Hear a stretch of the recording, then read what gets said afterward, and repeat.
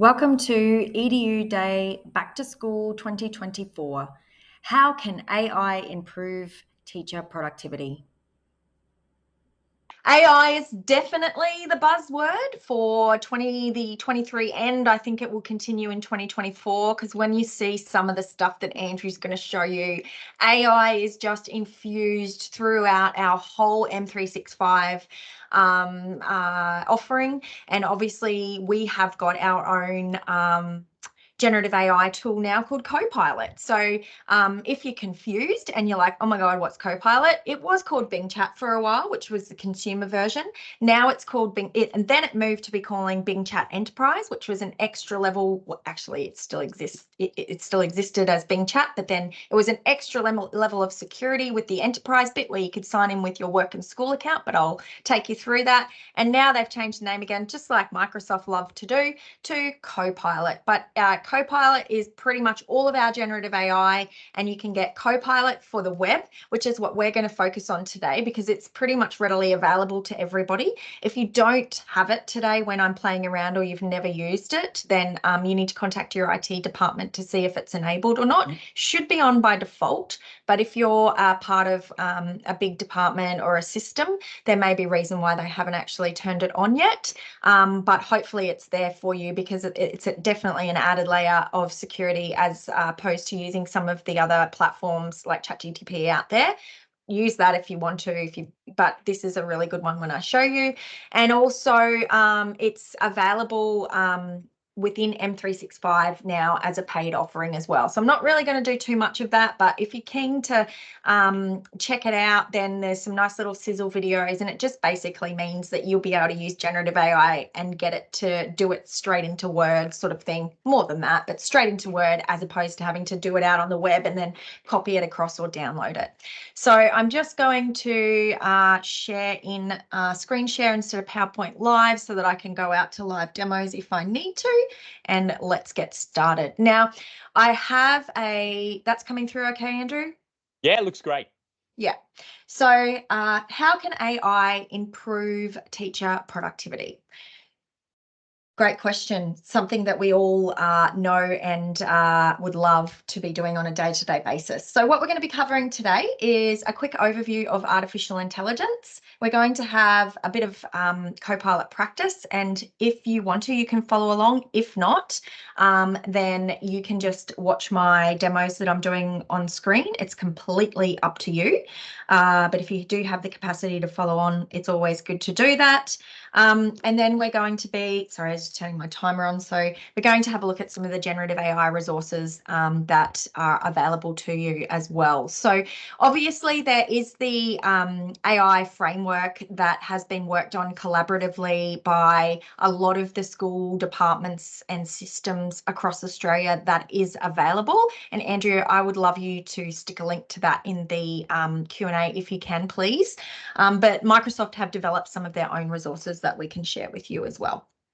So this is a bit of a rhetorical question. You can give me a live reaction, a thumbs up maybe.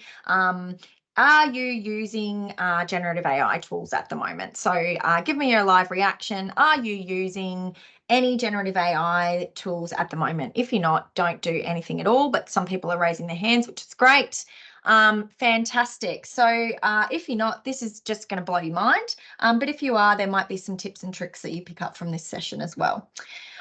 Does your school or institution have a policy about learner use of AI? So at the moment, I feel like there's some schools that are definitely pushing the boundary in terms of getting students to use AI, but a lot of people are still only at the level of kind of using it themselves. Now, I'm just going to let you know that students are going to be using it whether you sort of approved it or not. So that's a whole different package that you need to kind of think about in your school. That's why I've got that question there.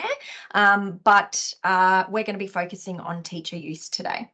So the cool thing is, I was talking earlier that AI is already infused greatly into our M365 suite. So there's a couple of things on the screen there. And if you have already used those, you will be using AI in the M365 suite anyway. So we're going to have a look at Speaker Coach and the Learning Accelerators and Reading Progressing Reading Coach, because that Reading Coach, if you've never seen that before, and the Progress is a massive time saver for a primary teacher as well.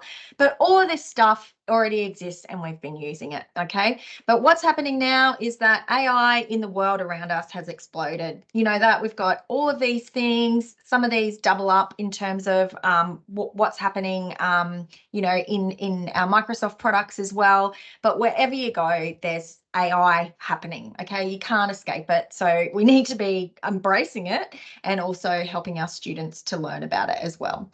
So what's the difference about what's the difference in regards to generative AI? Okay, because AI has kind of been around for a little while now, but basically the generative AI is the newer education landscape. So it actually surpassed, you know, like all of the new products that went viral, like TikTok, etc. As soon as OpenAI released ChatGPT, it was the fastest to be embraced yet of all of the technology. So it's a subfield of artificial intelligence that focuses on creating systems that can generate new examples. So it's generating content for us, such as images, text, speech, that are similar to examples from a given data set. So that given data set is the large language model that it's drawing from. Now, if all this is foreign to you, we also have a really great course on MS Learn, which we'll promote later. But it sort of helps you get your head around the whole generative AI thing and how it works. So, you know, knowing is understanding, and then it helps you when you're actually putting this and using it. So the goal of generative AI is to develop algorithms that can learn the underlying probability distribution of a given data set and use this knowledge to generate new examples that are similar to the examples in the data set. Okay. So the great thing about generative AI as well is that you do have to, as you know, prompt it, and the better your prompt, the better result you're going to get. So rubbish in, rubbish out, but you can talk to generative AI like a person. Okay. So it's pretty cool technology. So introducing Microsoft Copilot, aka Bing Chat Enterprise. So again, really exciting. That's the logo. Submit it to memory, because you are going to start to see it absolutely everywhere around our products. So what are the benefits of using Copilot as opposed to some of the other tools that are available there for you? So one of the main things is that it's free. So if you've just paid a subscription for ChatGPT for OpenAI, then go on and change that, try back and put it on hold and try Copilot for a month, and you're actually going to save yourself money, right? So that's what, 4 coffees? And the great thing about Copilot is that it's actually powered by ChatGPT 4 anyway. So you're getting the same thing in a safer environment for free. So Andrew, you feel free to jump in whenever you want as well. I know you brought yourself on screen.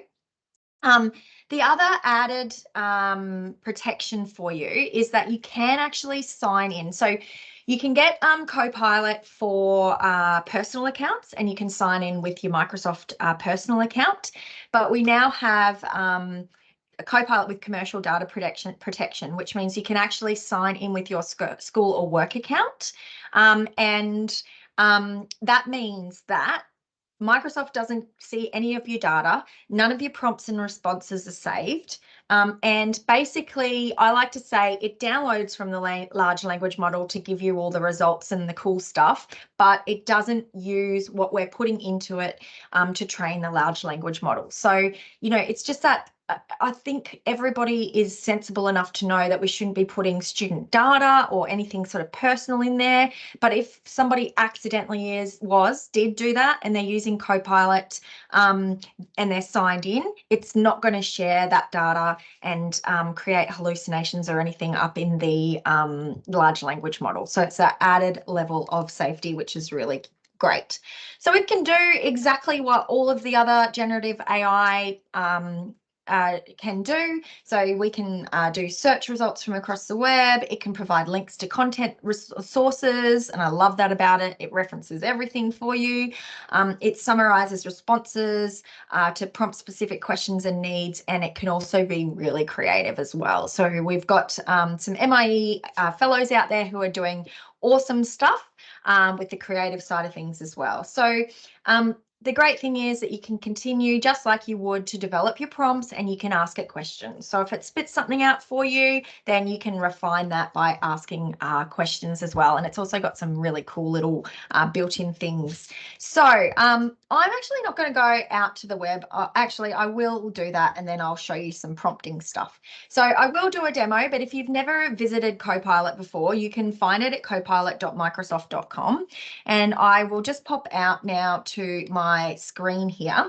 And I've gone to copilot.microsoft.com, and you can see that up in the top corner here, there will be a sign in button. Okay, and that's where you can sign in with your work or school account. So I'm signed in with my Microsoft account.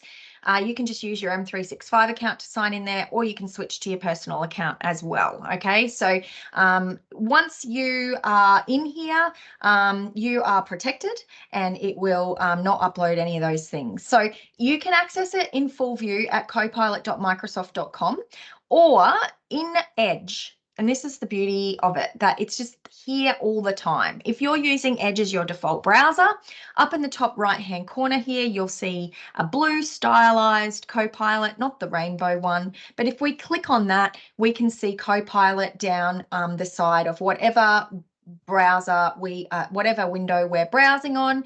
And you can see here that I've got this big green protected because I'm signed in, and I've also got your personal and company data are protected in this chat. Okay, so I can go in here and because I'm signed into my, well, let's just see, because yeah, I should be signed in with my, there's a privacy statement you can click. But you can see here that you can also add an image, you can add a screenshot, you can use the dictate tool to put your information in, and then you will hit the generate button here for it to work. Now, you can ask it anything basically. So I don't know if you've had a bit of a play around with it, but it is also a great tool for developing resources for school as well. So before I just like talking about it doing anything, before I do a simple demo, and I've got some screenshots here so I don't have to type, and it's a little bit easier. These are some really simple examples that most people will begin with. When I show you some of the sessions that the MIE experts and fellows have done, you'll see how they've started to define their prompts and make their prompts a little bit more specific so they get exactly what they want. But you might actually just be doing a study on the crucible, and you want to create an outline of the crucible, and you put that in, and it will give you a summary of that, and it'll reference that for you. Okay, you can get list ideas for a science lesson about whatever. Summarize the key elements of a historical event, design a lesson for teaching about whatever. And that's really great because, you know, they're the things that sometimes we sit there and our minds are clicking over and clicking over and clicking over, and you're like, oh my gosh, I'm stuck. I've done that before. I want to do something different. So you can just use this as a starter. Now, these are very, very simple prompts. Okay. So on the next slide here, I've got let's try, and you can have a go at one of those if you'd like to. But what I've actually done here is I've gone out to Copilot, and before I do that, I'm just going to put in here, write a lesson. Love a good live demo, Amanda. Look at I this. know, I know. I Great. wasn't going to do it, but I am now. I thought I had it in my slides. This is our show now. Love a good live demo. I did put the Copilot link in the Q&A for those that want to play at home or wherever you are. But don't be shy. Look, it might not be enabled by your tenant. Just be mindful of that. But it's worth trying because copilot.microsoft.com is a new iteration of a one-stop shop, and definitely worth exploring because everyone here, I'm assuming, obviously their school will have some kind of A3, A5 license package. So there you go. Over to you, Amanda. Thanks, Andrew. And you can see here, I just put a really simple, not complex, simple prompt in there. Design a lesson about generative AI. Now it's spitting out a lot, right? So already I've got an issue because my prompt was really general, and I haven't really got what I have wanted, and I'm still going to have to do some work here to get what I wanted from this prompt. It's still great content, but by working on my prompts a little bit, and this is what it comes down to. This tool is there for you to use, but prompting is the skill that we're going to have to develop ourselves, and we're going to have to develop in students to be able to get them to use this tool really well. Okay, so it's working away here, and I'm not in full web view, but that's okay. You get the idea. So it's still going, and what I can actually do, just to show you, I can copy this, I can export this, and see it's put the references down the bottom as well, and this actually gives you an opportunity to give some feedback straight away via a like or a dislike, and that's going to be really important as well. So if I was doing this prompt, obviously I'm going to have to refine that, so I could keep going here, and I could, you know, put this suggested question in here, or I could say, you know, change it to year 5. But I'm going to go back to my deck, and I'm going to take you through a prompting model that's going to help you kind of get it right from the start, right? Because the reflection here is, you know, is the passage generated exactly what you need? Well, probably not, right? Because I wasn't as detailed as I should have been on my prompt. So let's try that again, and I'll take you through how you would actually build a quality prompt using this 4 elements of an interactive prompt model. So they should include a persona or an audience. Sorry, not an, well, they do need to include an audience. That's number 3. But a persona, who are you? Who do you want it to be writing as? This is when you ask the tool to take a role. So respond as an Australian primary school teacher. As soon as you put Australian in there, when you do that, it will search generative AI and the Australian curriculum. So when you initiate the prompt, you'll see here that it's searching for generative AI. So that's the only tagline in this prompt that it had to search for. Okay, so if I put Australian in here, it will actually put that in here as well. We need to put in an objective. Tell the tool what you want it to do. We need to specify who the content is for. Okay, so give it an audience. And then obviously the last one there is set a limitation and a direction. So it's very different to say, write a lesson about generative AI compared to, you know, just a simple boundary. Write a lesson that goes for 45 minutes on a generative AI. Okay, and that's not even the greatest prompt that we could put together. So let's have a quick look at this. Define persona and objectives. Rather than just putting, you know, write a lesson about generative AI, I've already started to define my persona and objectives here. So respond as an Australian primary school teacher. Design a lesson about generative AI for year 5 students. Okay, and I'll generate this in a second. I've got a little video of when I've done it. Now we're going to go to the next step, and we're going to be as specific as we can. So I then add the learning objective for this lesson is define and recognize instances of generative AI in my everyday life, right? Then I'm going to structure the prompt even more, okay? So respond as an Australian primary to brainstorm some ideas for a lesson about generative AI, create the lesson, include a task that allows students to collaborate. Okay, so I'm kind of saying, okay, when I plan a lesson, I'd give them that opportunity. I'm going to tell AI to do that as well. The learning objective for the lesson is, and we've got that there as well. And then we can actually start to combine our expertise with ChatGTP as well. So speaking of my needs, I'm the expert educator here. So I'm going to combine my expertise as an Australian primary school teacher and include what I know the students should be required to do. So I've added to this prompt again. So I've got groups of students should be able to present their joint ideas for the class. Okay, so combining expertise, I've got a little bit about students collaborating, and I've also got groups of students should be able to present their joint ideas for the class, etc. So, I mean, you know, I'm still learning. I'm not an absolute expert on this. I'm still practicing and learning, and it definitely is something that we need to continue to practice and learn. But here you should use a polite tone as well. So I love that. I know. Tell me now. But it's actually Kylie, one of our fellows, when she shows you how she creates exemplars for her students, she mentions this as well, that we should be polite. So we are actually, you know, not in this instance because it's going up to the large language model, but we should be doing this because everything that we put in here will affect how it responds in the future. So let's don't be hurt nice. its feelings. Don't be I like, know. now listen, you. What I need is. So, look, Yeah. and on that, Amanda. Generative AI, tell me this. That's it. On that, I did put a question in the Q&A saying, if you have any prompts that you've tried based on what Amanda's saying here, just put them under that thread. James Vella had a great original and his altered prompt there as well. So jump into the Q&A and add to Amanda's context.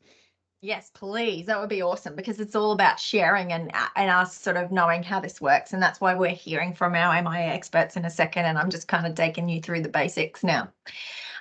Okay, so once you've kind of got that, and you've combined your expertise and you've used a polite tone, you can get it to generate a response. Now, let's have a look at my little video so that I don't have to look. Now, have a look at what it's searching for there now. So it's got generative AI examples, and then it's got Australian Curriculum Year 5. So already I'm going to get a more specific answer in regards to what I am actually after. Now, as it spits out here, it's got an introduction and it's got, so it's given me some tools that the students need to check out.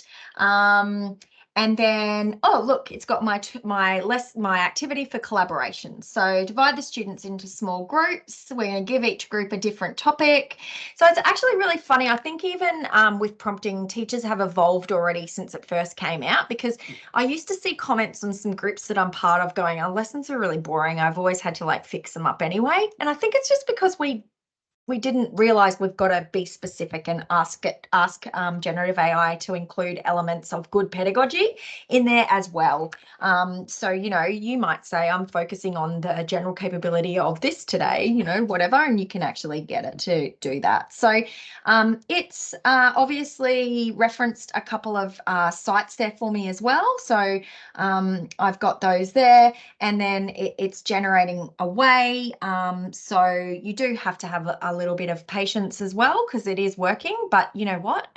I love it because this probably would have taken me about 2 hours to write. Oh, maybe not that long, but do you know what I mean? And it's doing it in a matter of minutes for you. And the biggest thing, obviously, is that you are going to have to review everything that is generated via AI. We don't take it for gospel, and that's sort of part of our responsible use of it as well, just making sure that it's everything that we need it to meet compliantly comes out of generative AI. So I think you kind of get the idea on this. We will be sharing this as an on-demand, and I will show you some examples where I sort of took this, and my PowerPoint keeps jumping around. But just a couple of things before I, just a couple of things before I show you a couple of ways our MIE experts have been using this. Obviously, I just said review, but also iterate and refine. Okay, so I've got it to generate the lesson. Now I want it to make a rubric for me. Okay, I would like to be able to save the rubric and use it with my lesson. A table works best for me. So if you don't put in a table, it just kind of like spits it all out as well. So if you put in a table, it's really cool because what will actually happen in Copilot is, check that out. So if you say you want to download it and you want it in a table, that little Excel button will come up. Oh my gosh, time saving. And if you click on that, here's one I prepared earlier. Voila, after a little bit of formatting, okay, you still have to format your Excel, but I just like wrapped my text and made the table columns the right size, etc. Voila, I've got a rubric ready to go and Excel. And if I wanted to, I could go through and create that. I love Alrighty. how yours is a table works best for me, where mine is explain it to me as if I'm a 5-year-old. Well, prompt funny you should engineering, say right? that, because that's sort of something that the next video I'm about to show you as well does, because we're at this point in time where I hate to use the word reimagine. I feel like it's a real Microsoft thing, because we've reimagined education after COVID, and now we've got the opportunity to reimagine education with AI. But we really do, because this could really help teachers at the moment. We're all under the pump, and It takes me 10 hours to do an Excel table, literally. I know. Literally. I know. And to think of each of those responses, and like I might need to go through and edit that, because it might not be exactly what I'm after. But as my prompting gets better, using this will be better and better and better. But we also have that opportunity to personalize learning as well. So Ryan in his video talks about how he takes a piece of text and asks generative AI to rewrite it for a different age level. So that's pretty amazing as well. But without further ado, I was going to give you some time to actually develop a prompt, but we might sort of set that aside as after the session. You might have been doing it as you've walked along as well, followed along with this session.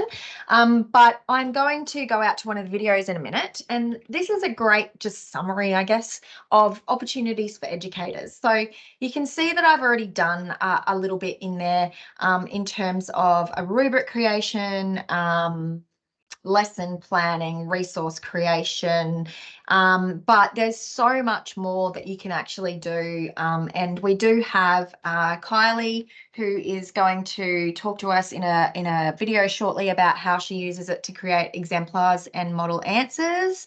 Ryan's going to show us how he lesson plans and how he personalizes learning and learner modifications, which is really cool. And then we'll hear from Jason, who's going to show us like next level, where he starts to, get it to generate multiple choice questions and then put it into Microsoft Forms. So starting to use other software with it as well.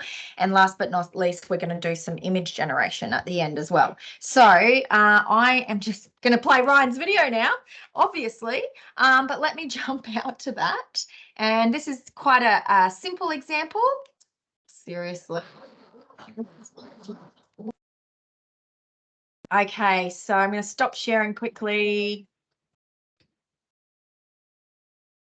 I'm going to restart that.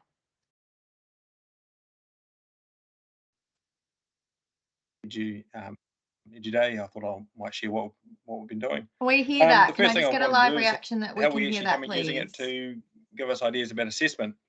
So I'm in a primary school. Let me start that again. Tried to do that seamlessly, Andrew. Epic fail. Yeah, no, it adds character. Oh, Authentic. totally. Can we just edit that bit out? I can't even. This video is just not my friend. So anyway, we're doing a football unit and using that as a way of finding about the different cultures around the world. And so we're looking at how we're going to be assessing that unit. So my prompt there, as you can see, is a 4-stage assessment on cultures and identity and and football. And so this is the response that I got from it. And I thought actually that wasn't too bad, but it's, as you can see, it's actually, there's a lot of information there, and that's too wordy. So what I did is I merged each of those cells together. So on a Word document, I merged all those ideas, all Bs, all Cs, and all Ds. And then I put my prompt, so you can build on your prompts, which is great. So I went rewrite each stage into 2 sentences, modify using New Zealand spelling. I always find it actually really important. Yeah, put what spelling you want it to come out with. Good tip. And then it went through the main ideas, and even then I looked through that and I went, oh, that's too much information. I want that even brief. So I asked it to one short sentence, and there we go. And I thought, actually, that's not too bad.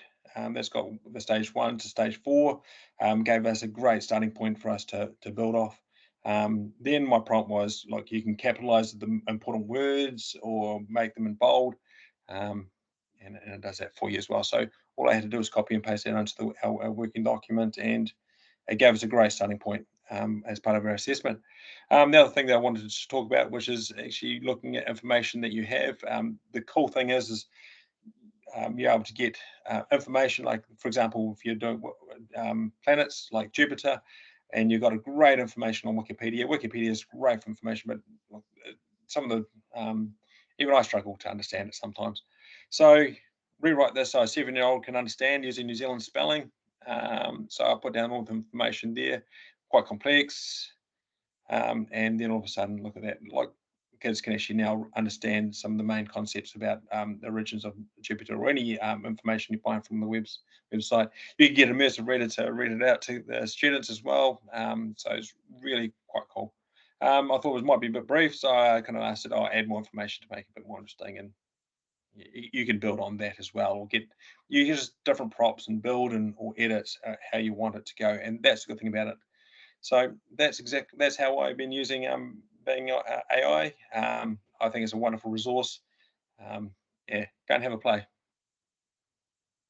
Thanks, Ryan, all the way from New Zealand. But just some good tips in there. Like, you can see how your brain starts to logically refine as you're working through. And that's just the process that we're going to be, I guess, looking for from students when we start to put this kind of stuff into students' hands as well. Because it's even though we're getting content generated for us, we're still critically thinking, okay, and having to work out the best prompts for it, which is quite interesting. So I liked Ryan's video, a couple of simple examples, but the capitalize the keywords was a good one as well.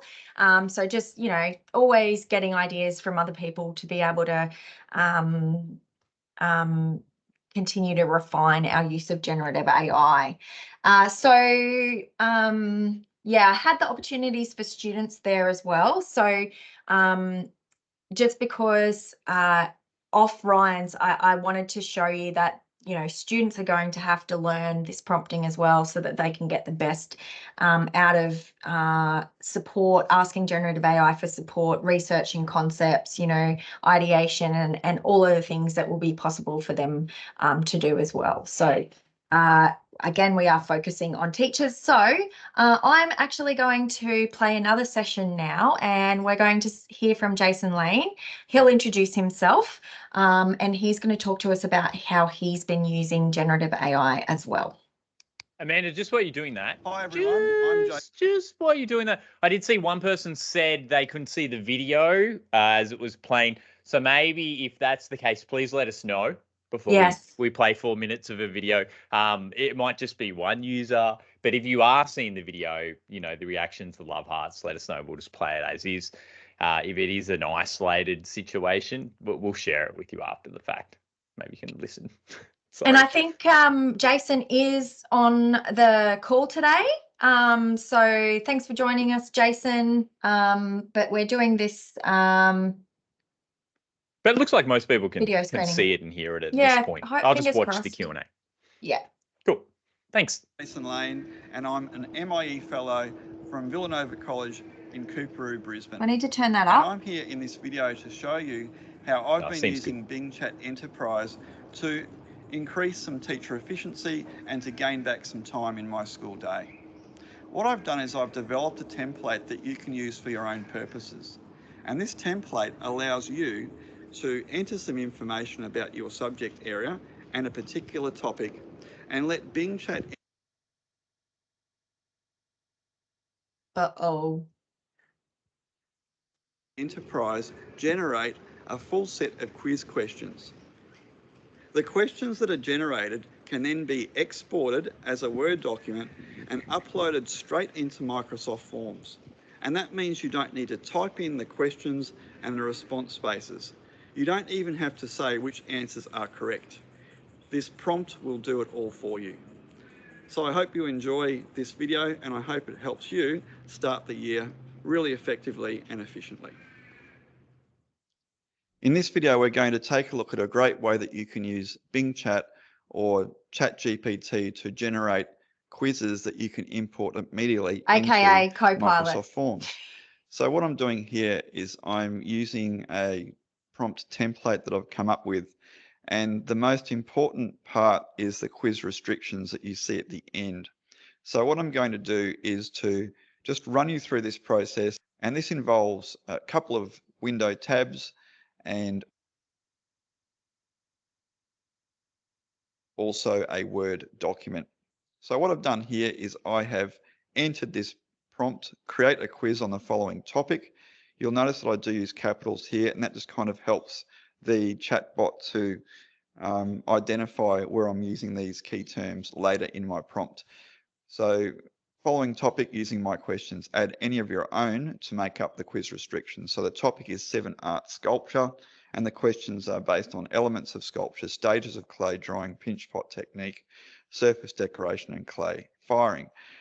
These are the restrictions, and these are really important because they help you control the output in a way that you can copy and paste into a Word document. So I'm saying 5 questions numbered from 1, multiple choice with 4 response options, answer shown at the end of each question. That's really important for the import process. Use ordered list format, no brackets, also important for the import process. Options are A. B. C. and D. Again, these help the import. Maximum 10 words per response option. I'm saying that because they're Year 7 students, line breaks between questions, and no bold or italics. So most of those restrictions are based on the format that we need to be able to copy and paste our text into the import function in Microsoft Forms. So when I generated that response, this is what I had. And so you can see that it has followed the format required. And so what I'm going to do, as I did before, is quickly copy the whole text.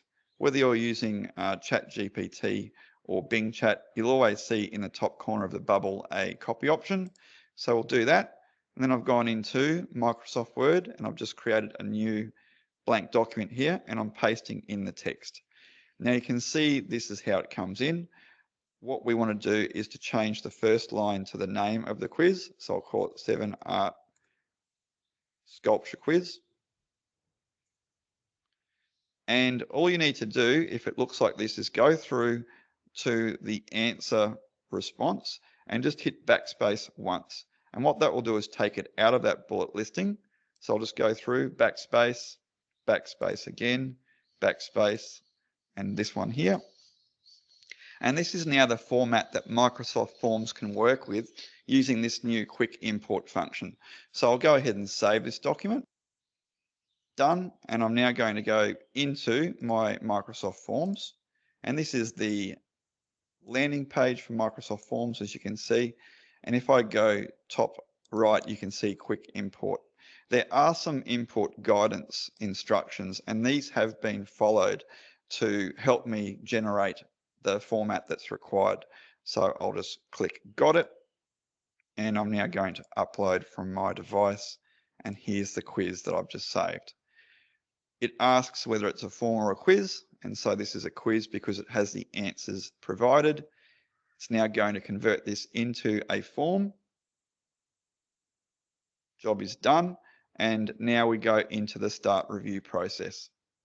You can see without any editing at all, it has done a good job. It has taken the first line and generated the name of the quiz here and in the top. As we go down, these are the questions. You can also see that the correct answer has been ticked in each case. All we need to do now is to go ahead and preview our form. So I'll go ahead and just randomly click some of these. Some will be correct, some will not.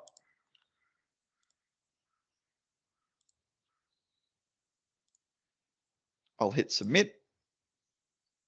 This is part of the new interface for forms, and you can see I got 20% of my questions correct. I'll view my results, and you can see that that was correct and the rest are incorrect. Again, this was all instantly generated from the use of Bing Chat, but also we could have done it through ChatGPT. As you can see here, it's a very similar quiz and it's formatted in much the same way. What's really good though, having used forms in this instance, I wanted to also share with you this great new feature, which is called Present. So when you do create forms now, you can send these links to students, or if you're working with adult learners or other people, you can get them to use this QR code. This is great if you're doing online webinars or you're presenting to a large audience. And as people go through, you can actually now present this form as an interactive presentation. You can go between tree maps and bars, and you can also show the correct answer, because that way students can actually look at their answers versus other people's answers in real time, but you can hide the correct answer until you want to reveal it. So if you do use forms a lot, and many of us do, this is a great way for you to present a form while students are filling it in, or a way to review student or staff responses after the form has been completed in a very interactive and visual way. Awesome. So a few forms tips in there as well, but I love that one as well because it's so practical, and forms has come such a long way too. So that quick import tool just makes it really easy to set that up, and rolling out a form as opposed to just like a piece of paper or even the printout in a OneNote or something is definitely more engaging for your students. So thanks so much for that, Jason. Absolutely amazing. So if you want to, you next slide. So timely, because there is a question in the chat saying, are there resources that aid educators with prompt craft? Those export tips are great, but is there somewhere we can access similar tips? There definitely are. So there's heaps of stuff out there, and feel free to put anything that you might have found in Q&A to share with the fellow attendees today.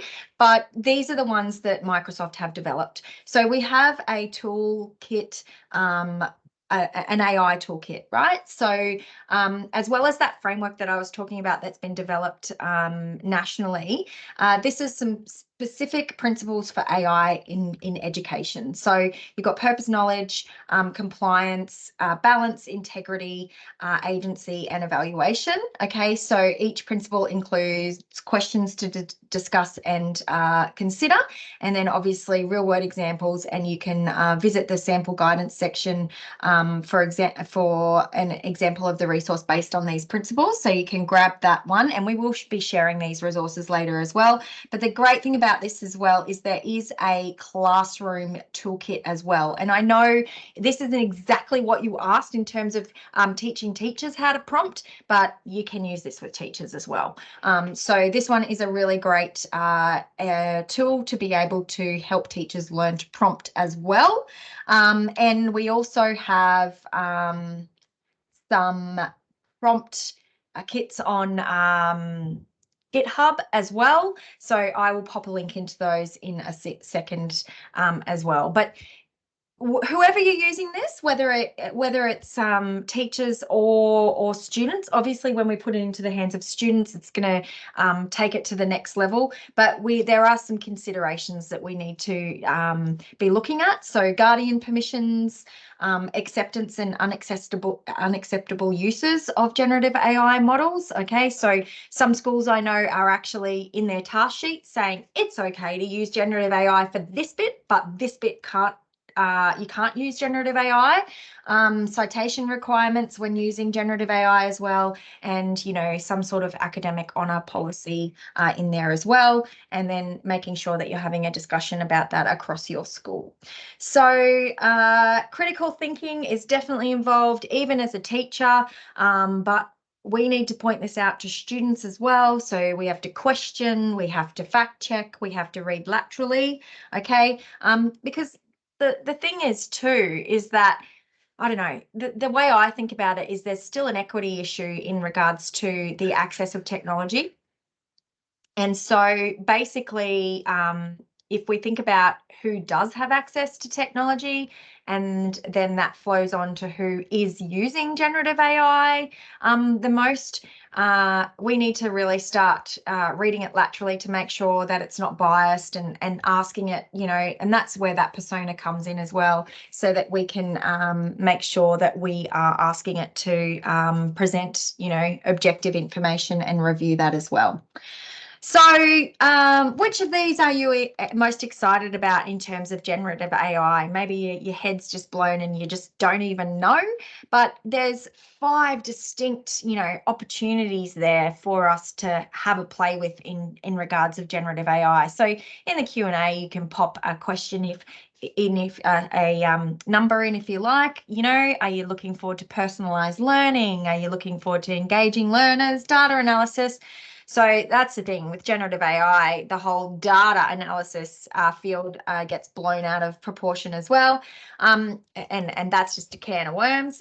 Custom content or automatic processes. So there's a few that you can have a play with if you are interested. But moving right along, basically creating with AI is going to be something that, you know, students are going to be curious about, and we can promote. So, you know, all this, we've kind of talked about some of this as well, but, you know, soon, if you're going to be lucky enough to get Copilot in M365, which would be the paid version, you can ask it to actually create engaging presentations, okay, and create PowerPoint slides for you and create formatted documents.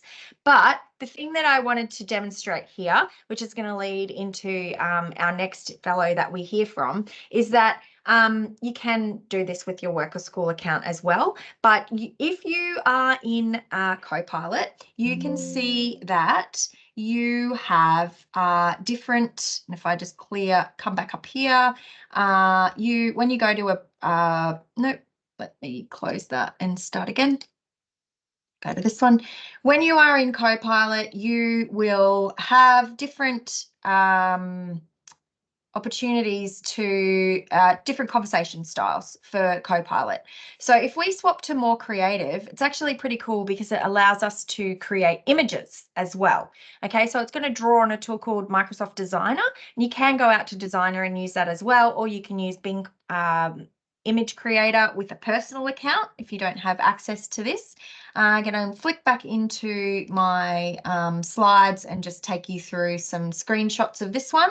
But when we turn on more creative, we can make just basically the 3 conversation styles. First, more balance is clear your conversation and start an informative, friendly chat, and then clear your conversation and start a concise and straightforward chat. But basically, when we go into creative, we can actually ask it to create an image for us. So this is just a quick example, and this is so fun. If you haven't done this yet, I don't know what I was thinking about when I made this slide, but I was like, create an image of an ice cream melting at a beach where the sand is green and fluffy, right? So I don't know. The inner workings of Amanda's head. That's what did excellent. I have for dinner last night? That's what I think about too. An ice cream melting on the beach. That's green. Yeah, right. Very cool. So that's just, I've swapped my normal Copilot to more creative, and I've asked it to create an image, and that's what it spat out. So I don't necessarily need to move over to Designer if I don't want to, but when it's generating, it will come up with the like Designer timer and paintbrush, saying that it's using designer, and this, see, image creator for designer, and it's powered by DALL-E 3 as well, which is super cool. So if you haven't played with generative AI, at least have a play with generating an image. It's super fun, and I've got some prompts for you here in a second. So I am going to let James Jenkins from Canterbury College talk you through how he used this in a unit and got the students playing with image creation. But I did a really cool title page for one of the demos I'm going to do in one of the other sessions as well, just by using the creator. So let's welcome James and see what he's got to say.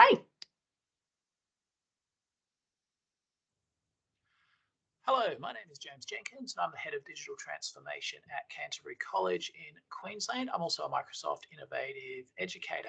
I'd just like to talk briefly about a project that we ran with a Year 7 science group towards the end of last year, and it used Microsoft Copilot for the web. So this unit was an Earth in Space unit, and so the students... Sorry, I click on my other screen and it turns off. A series of tasks where they had to learn a whole lot of the details about different planets in the solar system. So the conditions on those planets, the properties of the planets, characteristics, etc. So they became experts on the planets that they were studying. But then we threw in a creative task where we set it 50 years in the future. So it was a bit futuristic, where they had to kind of use the knowledge that they had on the conditions of a chosen planet to come up with like a holiday destination. So they were required to create a travel website using Microsoft Sway, thinking about in 50 years' time, when space tourism is a thing, what different activities people might be able to do on the planet based on the planet's conditions. So it was a good application of their knowledge. Now, as part of the website that they needed to create, they needed images, but those images don't currently exist because the technology doesn't exist. It came from the students' minds, and also obviously space tourism isn't a thing at the moment. So they needed to come up with these images themselves, and for that they used Microsoft Copilot. And you can see, if you've never used this before, we've got sort of 3 conversation styles, and the creative one here, that's the one where you can generate some images, and it uses the DALL-E 3 image generator. So I just want to show you here, this is an example of a prompt that a student put in. So they said, please create an image, it needs to be cartoon style, show an image of a futuristic vehicle traveling on roads on the planet Mars. The background should be human settlement. The image should also contain solar panels to show where the settlement gets its power from. And then Copilot says, sounds interesting, and it throws up these particular images. And if you have a look, you can see that the images that you've got there have the types of things that were mentioned in the prompt. Now, the student then goes back and says the people in the image should be within the vehicle, which has breathable air, and they should also look like tourists. So you can see how, based on the original images that were given back, the students thought a little bit about this, used their knowledge to then refine what they're asking for. I actually like this idea. If the first prompt that you give doesn't always give what you want, you can always try and modify that. So then the Copilot comes back and says, okay, yep. So you want to modify the image, here you go, I'll try and do something else for you. And so then it takes that feedback on board. It does put all of the people inside the vehicle, and they look a little bit more touristy. And so then the student can select one of those. Now, for example, they might think this one, yes, they are inside the vehicle, but there's no glass dome protecting the breathable air. So they could either give another prompt for that, or they could think, you know what, I quite like this image that I've got there. That's an image that I'm going to then use on my website that shows people driving around on the roads in this new human settlement on Mars. Now, look, my example was a science example, but image generation, AI image generation using Copilot can be used for a huge range of things. So if you get a chance, try it out this year.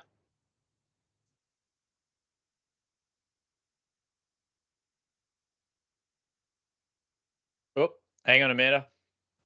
One for the money jar. The mute button. Well, I was like, thanks, James. That was awesome. And I think, you know, language generation is one thing, but the image generation is like, I just can't say enough how much fun it is.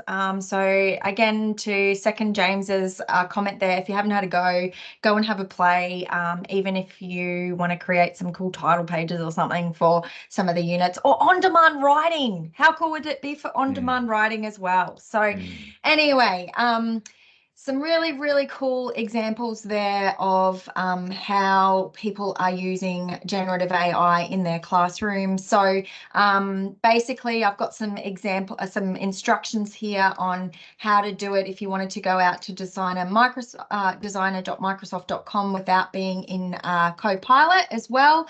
But we do have a really cool and you can click, no, this isn't PowerPoint Live. So I'll share this in PowerPoint Live so you can check this one out. But this was a prompt that was developed. So you can, no, I just shared my screen again, didn't I? Hold up, wait a minute. Yeah, it's good because we're going to the point where you can develop templates, right? So you can develop templates for the educator community. So there's certain parentheses that you put into a prompt, which will turn that into a customizable selection. So I could say, I'm teaching parentheses, insert grade parentheses. So therefore the person clicks on the template and then they literally just enter the grade level that they're teaching or the year level. So yeah, the template, that's probably going to be the next big wave, my personal opinion, that you'll see is educator templates. If I'm a geography teacher or a history teacher, I'll be like, oh, great, that's I'm teaching history as well, but I need to differentiate it, I need to modify it. Can I have that template? So Amanda's going to bring that one up there. I'll paste it. I'm trying to get to it I'll paste it in into the chat. I mean, you'll be able to click on it on screen. Don't get us wrong, but I'll paste it into the chat there as well in case you want to play with it when you have a spare moment there. So I think it's showing really now, cool. And you should be able to click on it. But yeah, and you're right, Andrew. I think this is what is going to come. And basically, some of the other offerings out there of generative AI already kind of gives you these prompt templates as well. But if you know how to do it yourself, you can even be more specific and you'll be able to, I reckon, do this soon. But the really weird thing is I use that and apparently that's me in the corner. I actually tried yes.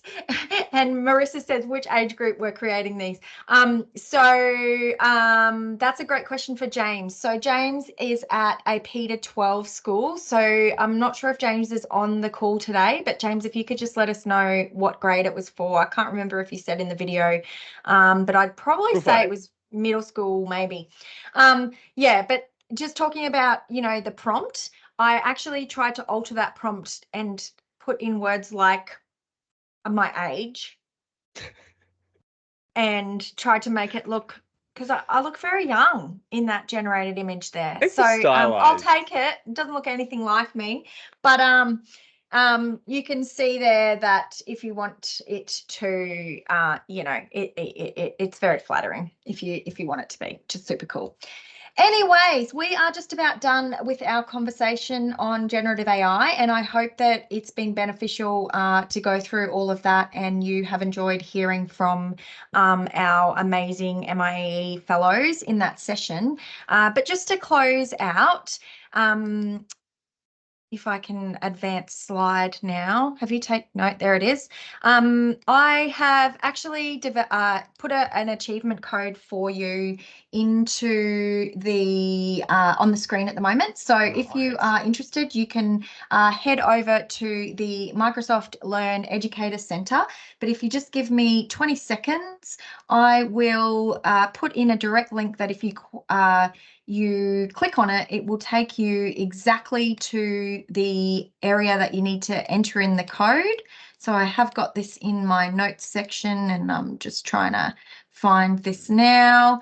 And we'll give you all of these in summary at the end as well, so that you can write them all down, copy them. But this link that I'm putting into the chat right now will allow you to redeem this straight away. And that's your first one towards your Microsoft Educator badge if you aren't already a Microsoft Educator. So, Andrew, that is the end of our session. The only other slide I've got in here are our amazing resources. I've already shared some with you, but we do have our Microsoft AI EDU hub as well. So it's a page on the Microsoft Learn Center, and it has all of our links to everything AI on there. And we've got a couple of courses on there, Empower Educators to Explore the Potential of Artificial Intelligence, which I've just given you the code for. So if you want to do it again, that's the course that we base this on, and Enhanced Teaching and Learning with Copilot. So they've changed the name of that one now from Bing Chat Enterprise to Copilot. So if you did it when it was Bing Chat Enterprise, you'll already have recognition for that one. But there's so much out there. It's such an amazing opportunity for educators and eventually for students. So that's session end on our AI for teacher productivity. So I'll just quickly share in our presentation deck. Andrew, have you been playing with generative AI? Have you been doing? I have. Yes. It's so exciting because I'm a secondary high school teacher, and I always put a lot of this generative AI practice into how I would use it on a day-to-day basis, based on the current constraints that I was teaching in under the New South Wales public education system. And I wish I had these tools. It's definitely a new era, right? It's a bit of trial and error to really determine how to best utilize these tools. But if you follow our journey, you do these courses, you redeem the badges, get the credentials, you're inching your way to more effective prompt engineering, to more teacher time-saving practices. I've seen a lot of users just try it once and be like, I don't really know. It's a developing journey, right? You'll never get it right the first go. I've learned quite a bit about my generation practices, and now I can generate some pretty cool and I'm going to argue accurate teaching resources for my specific public education needs, so to speak. So, but it has been a journey, like anything else that's new. Yeah. Like Teams, like OneNote, like any new tech that you start learning, you start out simple and then you get better and better. So, I can't wait to put it into it's hard to get system-wide application of something, but I'm just like, you're crazy if you're not having a go at this at the moment, because it is so good. It is so good.